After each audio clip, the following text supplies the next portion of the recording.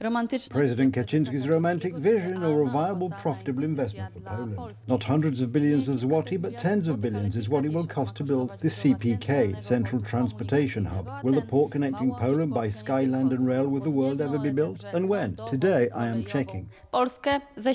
Chcemy zerwać z jakimkolwiek We'd like to break with any sort of falsehoods around this project. jakimkolwiek fałszem wokół tego projektu.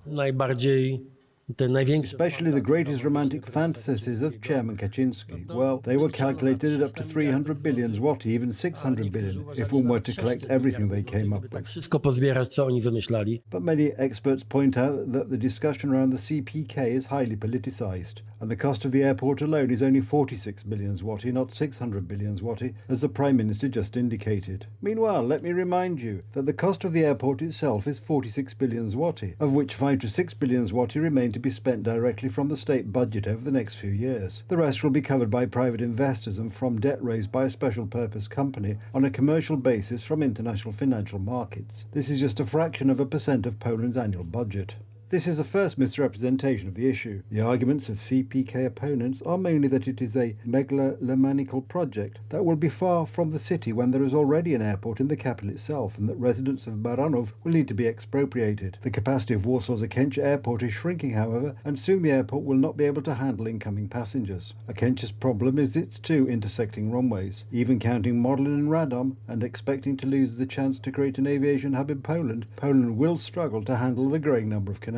And so sooner or later a new airport will have to be built. The investment is also expected to pay off economically. This is confirmed by many at the Association of Entrepreneurs and Employers. The central communication port is a planned interchange between Warsaw and Łódź, which is expected to integrate air, rail and road transport. The Prime Minister recalled the so-called small CPK, which has already brought benefits. Myśmy małe CPK zrobili w Gdańsku.